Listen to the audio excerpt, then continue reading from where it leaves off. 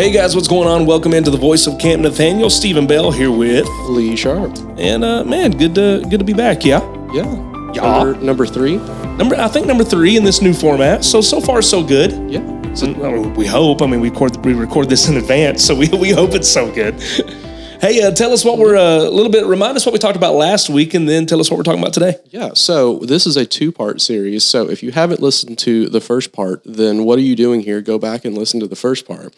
Because we are chatting with Bill Clark, who is a pastor up at Hickory Grove in northern Kentucky. Mm-hmm. Last week, we were hitting on spiritual growth. Today, we are going to be chatting about sustaining that spiritual growth, not getting complacent, longevity. We'll throw some marathon running in there. Yeah, Bill's a runner, man. So we got to talk about marathons. So and it works great because it works great as an illustration leading into what we're talking about. So if it fits, it fits. It fits. All right, let's get straight to the discussion with Bill Clark today. All right, guys, welcome back into the Voice of Camp Nathanael. We are here for the second show in a row with Pastor Bill Clark at Hickory Grove Baptist Church. And the last time we had him in, we were talking about a lot of his background and stuff like that, how he was connected with camp. And we said we were going to talk a little bit more about this little, kind of strange hobby that he has that he enjoys. It just sounds painful to me. He enjoys running. Why do you like to run? Are you being chased by something? Why do you suffer voluntarily? I don't even get paid to do it. I actually pay to do it. You pay other people to suffer. It seems like a counterintuitive sort of thing here. It does, doesn't it? Now, listen, man. I know there's a lot of people maybe listening to us who they enjoy getting up for a morning run or something like that. And again, I'm not ashamed to say I would love to be that person one day. I'm not that person now.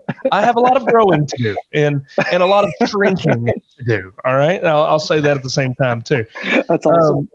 But Bill, you've first of all, you've done multiple marathons. We were talking last time about how you've done the Boston Marathon twice. You're preparing for a third one. Tell us a little bit about that process you go through. How do you mentally prepare for something like that? I know it does sound completely crazy, but once you get a few under your belt, you kind of get a system going, a little rhythm going, and there's literally an off season in between doing marathons. But yeah, it's a 17-week training period. And you kind of start it's a lot. But you start off with a certain number of miles a week and just build up. This is kind of interesting. It really plays well with our topic of spiritual growth. If you were to do a line graph of a training session of getting ready for a marathon, it would zigzag up, then down, then up, then down. But you slowly get higher and higher and higher till you peak.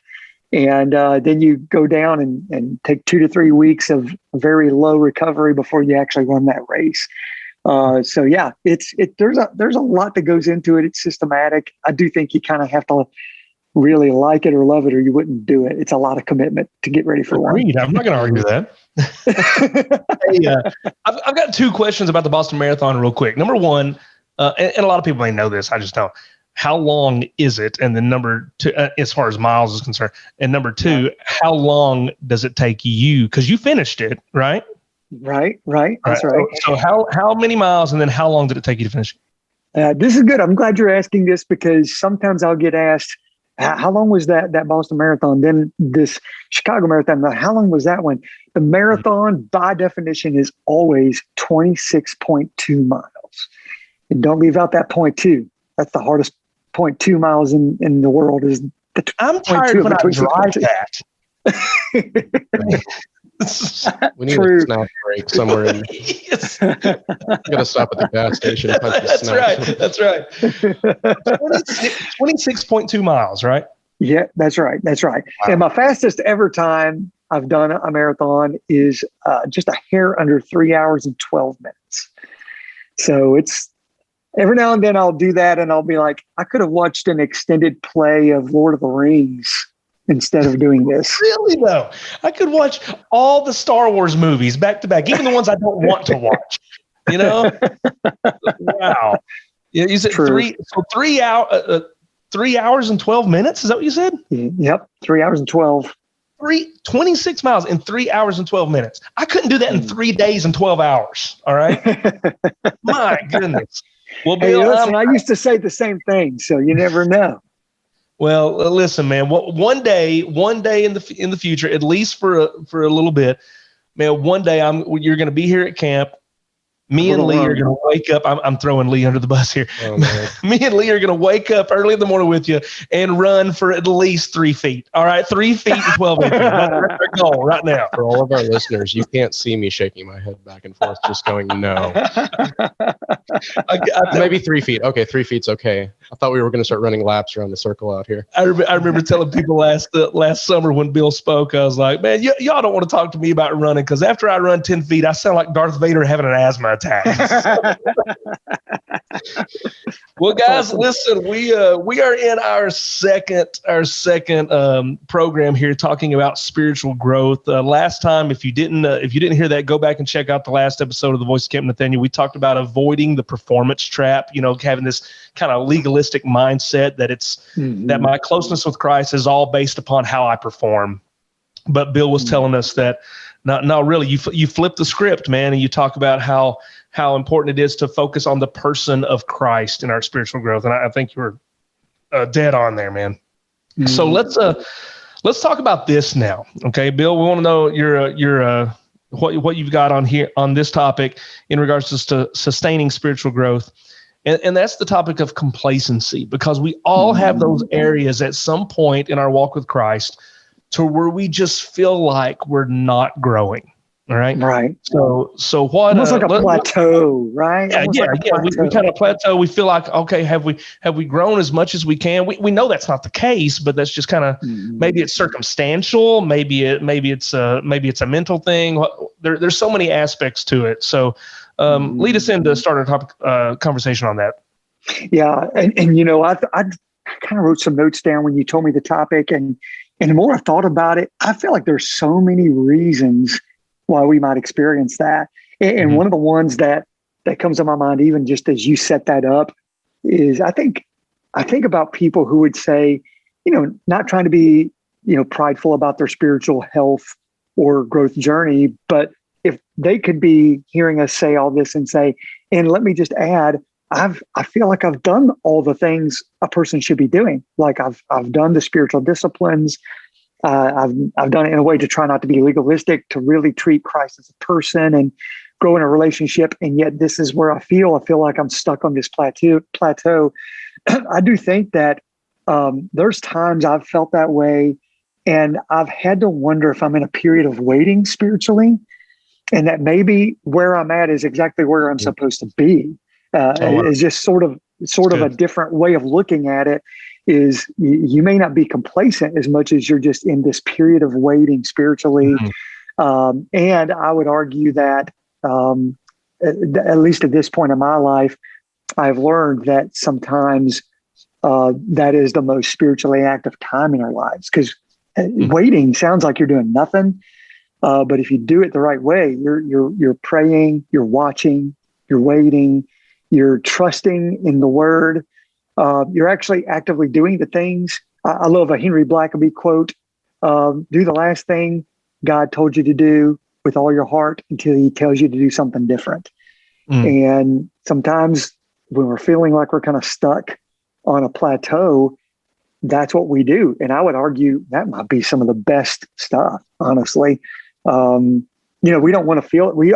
I think part of it too, guys, we love those big, I don't know what you call them. I guess those mountaintop moments is a good way to put it. And we feel like if it's been a long time since we've had one of those, then something must be wrong. And I think that's another thing to watch out for, is to not relegate spiritual growth to a feeling of celebration. Those happen. Those are great. Praise God for them. But man, I think that the grind of walking with Christ day to day, where we work, where we live, where we play, it's going to sometimes not always feel very celebrative. And so I think that's another thing. I guess part of what I'm saying here is what we might be calling complacency may not always be bad. We might be in a period of waiting. where we need to just keep being obedient and keep trusting and keep watching and waiting. Or also it might be that, hey, you not experienced these emotions that we often attribute to spiritual growth moments, but that doesn't mean you're not growing. I think I would say that to start off the topic. What do you all think about that? I completely agree. I agree. Yeah. Yeah, I think, man, thinking back, looking kind of in retrospect in those times in my own life, I can certainly attest to the fact that it was in, a lot of times it was in moments where God seemed distant, that as a result of just continuing to stay in the Word, continuing to seek God through prayer, that even though he seemed distant, it was really in those moments where I saw a great deal of spiritual growth in my own life. And a lot of times that's the way it is. A lot of times when we go through things like suffering, suffering produces in us great spiritual growth. That's true. And I mean, as much as we don't want to think that, as much as we don't want that to be the case, it does, because then you're placed in this area where it's like, I'm either going to completely be dependent upon Christ, or I'm going to try to do this myself. Oh, that's good. Yeah. And then when we try to do it ourselves, everything just kind of blows up in our face at that point. So yeah, I think what you're saying there, making sure that we understand that even though it may seem like a place of complacency, it may just be a period of waiting. But what really is going to make or break that? Well, I'll say it this way: if that's not a place of complacency, it very well could become a place of complacency. That's a great point. You're exactly right. Yeah. And the truth is, I think when we think of complacency too, if we sort of strip away what we just said and say, okay, what if I can look in the mirror and say, okay, if I'm being honest with myself, I'm not trying. I'm not caring as much as I used to care. I'm trying as much as I used to try. That I truly am living currently a complacent lifestyle spiritually. That does happen. I believe too. Absolutely. And I think that when we get to that point and we see that, what do you do with that is now another question. And what if it's not one of those things where like, no, I'm not missing these emotions. It's literally that if I'm being honest, I'm starting to feel a little apathetic or whatever. What do we do with that? And I think the biggest thing I can think of is this is where being in community is so vitally important. And I think when it comes to spiritual growth, if there is one discipline I would encourage someone to get in, it would be that they would have some kind of relationship, whether it be in a small group. A lot of churches do small groups or Sunday school classes, have a mentor-mentee relationship. When we as a staff at our church have ever done a study where we say, how do you become a healthy, mature follower of Jesus? We start listing everything that could go into that. One of the most common denominators that we can say personally is we had somebody in our life that when we reached a point of complacency, they were the ones that gave us a little bit of a spiritual kick or put the mirror up in front of our face and say, hey, buddy, I wrote this down. Complacency, in my opinion, is when you're not striving for the next step, for the more that's ahead of you. You're settling for just where things are now and not moving forward. I believe that we don't go further. We don't move on. We don't climb out of complacency either because we're naive and we don't know that there's more. I think that's always possible. Or we're apathetic and we don't care that there's more. And that might be due to a lot of reasons. Could be some burnout, could be some, we're beat up with circumstances. But when we have a person who loves Jesus in our life that's maybe done the Christian walk longer than we have, they can see that and say, hey, buddy, God's not done yet. There's so much more. You can keep going. You need to keep putting one foot in front of the other. Don't stop. And going back to, I've learned so much about Christianity through my running hobby. One thing I learned is there have been many times I would not have even run if someone didn't ask me to run with them. And there have been many days I would not have run as far or as fast if it were not for me running with someone. I would not be running the speed and the distance that I'm running today if it weren't for other people. Running seems like a solo sport, but it so is not. And definitely following Jesus is not a solo sport. The Bible is chock full of all the one another's. We are to one another, one another, one another, one another, all the way to heaven. And so I think that is probably the biggest, in my opinion. If you're feeling complacent, talk to somebody who loves Jesus about it and get real with them. Or maybe you're already in a community group, get real with them, let them speak into your life. And man, it can be the big thing that breaks that. Well, I think Bill just kind of hit the nail on the head there at the end. You know, I don't even have to ask him what would he say to someone to encourage him. I think he pretty much just did. So. Yeah, no, that would be Way to go, man. Lee, you got anything to add, man? All the one another's. That was good. Quick Google search there says that there are 59 one another's just in the New Testament. Wow. Yeah, a lot of them. Yeah, that's good. If you're going to repeat it that many times, you would think that it would be one of the most important things. If you're going to, I think that would be, as you read through the New Testament letters, that is consistent through every single letter in the New Testament. All of them have something that involves you doing this with other people. The idea of doing it by yourself is a foreign concept. Yeah. So hey, if you're listening to this and you don't have a local church, as a believer, we need to be involved in community. Exactly what Bill was saying. So if you're listening to this and you don't have a local church, hey, do us a favor. Shoot a Camp Nathanael message on Facebook. We would love to try to research your area, find out a good Bible-based church that you can be involved in, and encourage you to grow spiritually, man. So do that. Bill, man, thank you so much for jumping on here with us for the past couple of episodes. We've thoroughly enjoyed it, and we hope you've had fun too, man. Hope we can. I love it a little bit there, you know. Oh, absolutely! You guys are great, man. Keep it going. You guys rock. If I could get, if you were on the actual radio right now, I would be tuning in live to listen to you two talk. Just about anything, right? About anything. Well, man, dude, again, thank you so much. Always just a topic of prayer for us in regards to you, in regards to your ministry there at Hickory Grove. Thank you for, man, just 25 years of faithful service to the gospel where he has you, man. That's a testimony. It really is. I appreciate it, guys. Thank you. Bill Clark, again, pastor at Hickory Grove Baptist Church, talking about sustaining spiritual growth. Again, if you didn't check out the last episode, be sure to do that. And Bill, thanks again, bro. Thank you. Thanks, Bill. Right.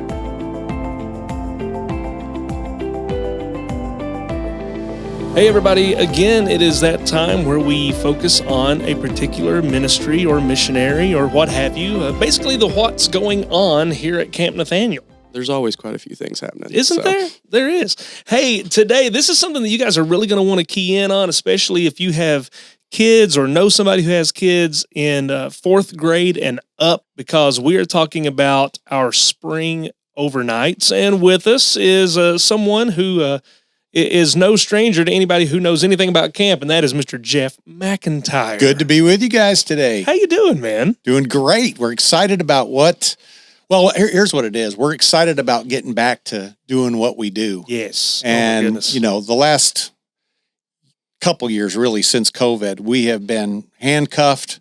We've had obstacles in being able to put out and do the things that Camp Nathanael is known for doing. And of course, one of those big things is our weekend overnights. And that's really what we want to focus a little bit on today. And I'm excited to announce that we are coming back full bore, starting with March 10th and 11th with our grade school overnight. And we are excited about getting that back on the calendar. Of course, that's going to be followed up with a couple more overnights, one for our middle school grades, which is 6th, 7th, and 8th grade. And then that's going to be followed up with one March 31st, April 1st, which is our high school overnight. That is for everybody in the 9th through the 12th grade. And so we're giving kids an opportunity to get out of the house, get back to camp, get back to some fun, get back to some excitement. And we're excited about getting the grounds back opened up and then just offering the kids an opportunity to get out of the house, enjoy each other's company, learn some good biblical truth, but also be able to fellowship and get back to some normalcy of life. Yeah, and I love the fact that we're going overnight again. Because we were doing the spring breakouts because after COVID we had to do just during the day thing, like kind of almost like just a day camp for one day. And but now we're getting ready to go back overnight, man. They're going to get to stay in the cabins again. It's going to be awesome. Exactly. And like I said, when I said going back full bore, that's exactly what I meant by that. We're going to get kids back in the cabins. There's going to be an opportunity for them to have that overnight experience, which for you parents might sound a little bit scary, but I want you guys to know that we do this in order to be able to give them an experience that would allow them to look forward to maybe a week in the summertime.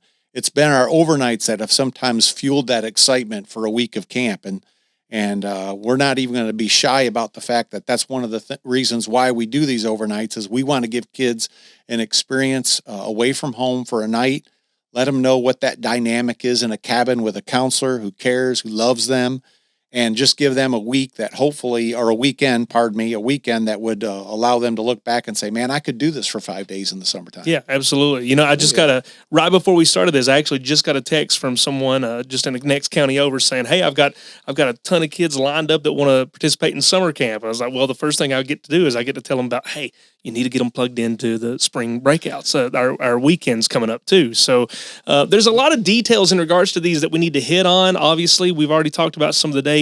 Again, let's just if you don't care, Jeff, reiterate just the dates for us for each of those groups. Yeah, I'll go through the dates and then maybe we'll talk about what it means to get your child registered for one of these. All right, so we're going to get things kicked off on March 10th and 11th. All of these weekends are going to start and end at the same time, so that's going to be easy to figure out. We're going to get started at 6:00 on Friday night. If you want to have your child here by 5:30 for registration purposes, that's fine, but they're not going to miss out on anything. We'll start off with a great supper Friday night. We'll have some great events going on, and then everything will get concluded and end on Saturday afternoon at 2 p.m. So for that weekend conference for the grade school. Now, well, let me just say for grade school and middle school both, those weekend conferences, we will be supplying some transportation from some of our counties that are far away, that being Harlan, Leslie, and Letcher County. You'll need to make sure that you get up with your county camp worker to schedule that transportation so that we know exactly how many are coming so we can have the right number of vans there, if it's one van or two vans or three vans, whatever it is that we need to get done. So you'll need to contact your Camp Nathanael worker in your county. Hopefully you know who that is. If you don't, you can contact camp and we can give you that information. But March 10th and 11th is our grade school. That's for all 4th and 5th graders. That means you have to be in the 4th or in the 5th grade in order to participate.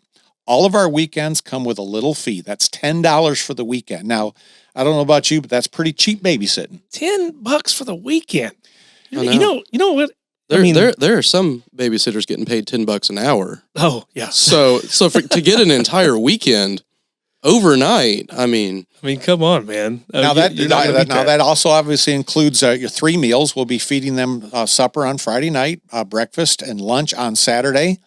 And so that is the 10th and 11th for all 4th and 5th graders. So if you have somebody in the 4th or 5th grade, March 10th and 11th is what you need to circle on your calendar. And they can register online right now, correct? Exactly. So that is easily done. You just go to www.campnathanael.org/overnights. That's www.campnathanael.org/overnights. And on there you will have it'll walk you through on how to simply register your child for that overnight. Now, because of the scheduling issues we're having, that online payment that can be made is going to be non-refundable. So we're asking you to jump in with both feet. Mm-hmm. If you want this to happen, we're asking you that you make that financial commitment. That fee will be taken care of. There'll be no exchanging of money here at the campgrounds. You can do that all online, but that fee will be non-refundable. So we're asking, that'll help us get numbers, hardcore numbers, so we know exactly how many buses, how many people we need to staff those weekends. how much food we need to cook, right? Mhm. And all that stuff. So that's why we do it that way. I hope it's not an inconvenience for those that are willing to get their children involved, but that's what we're doing there. So www.campnathanael.org /overnights will get you to the registration process. If you're having a hard time doing that, give camp a call. We'll walk you through it and or make other arrangements for you to be able to get your child in. We definitely we don't want anybody saying, oh, I wanted to get my child in, but I couldn't figure out how to get them registered. That is not going to fly. We need to make sure that we're going to get you, that we're going to be able to take care of you and give your child a really great weekend. And then that's going to get followed up on March 24th and 25th. That's going to be our middle school weekend, March 24th and 25th. Again, a Friday and Saturday. Starts at 6 o'clock, ends at 2 in the afternoon. Same registration process, but that is for all children or all kids in the 6th, 7th, and 8th grade. If you have a student in the 6th, 7th, or 8th grade, March 24th and 25th is your weekend. And again, we'll be supplying transportation from Harlan, Leslie, and Letcher County. Those kids that live in Perry and Knott County, we're asking parents to get their child to Camp Nathanael. It's not that long of a drive. Nope. And we're going to ask you to help out in getting your child here to Camp Nathanael, but those that live a distance away from camp, we're going to try to supply transportation for you. And then finally, on March 31st and April 1st, March 31st through April 1st, that's again a Friday and Saturday night, that will be our high school weekend. So all you high schoolers that are looking for an opportunity to get out of the house for a weekend, have some fun at camp, get involved in some of the activities that we have here, or just be able to hang out with your friends. March 31st and April 1st is your weekend. We're asking that you get on that registration process pretty quickly. As of right now, because of the uncertainty of how many kids are going to be coming, we're capping it. We're capping these weekends at 75. Mhm. We're capping them at 75. Now, that number could be expanded. It could go up. But right now, we feel like 75 kids is what we could handle and do a really, really good job with. And with the potential of that extending maybe to 100, depending on how those registrations come in. So I would suggest that if it's something you want to do, get in on it early, register quickly. If there's any information that you need to know more than what you're hearing on this podcast, please don't hesitate to call camp or your Camp Nathanael worker, whoever that might be. So you can call Camp Nathanael at 606-251-3231, or you can go to campnathanael.org. Again, campnathanael.org /overnights for registration. Jeff, tons of info there, man. Thanks so much for stopping in and letting us know what's going on. Lee, $10, man. $10. $10. Your child for $10 could get 3 meals, an overnight experience at Camp Nathanael, or you could go out and get a burger and fries. Can I sign them up today?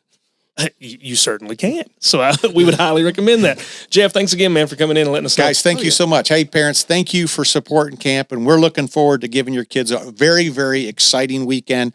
Let's get them registered quick, and we'll look forward to getting back to doing what Camp Nathanael does. We're just so excited about having this opportunity. Lee, how about you sign us off, man, for another week? All right, guys. So, again, we're wrapping up today's podcast. We're super excited that you all jumped in with us to be able to listen in. We've got these weekend conferences coming, or weekend overnight conference extravaganzas, all the fun things that are going in there with that. We hope to see you all here soon, and hope you all have an awesome couple of weeks, and we'll be back with you soon. All right, later on, guys.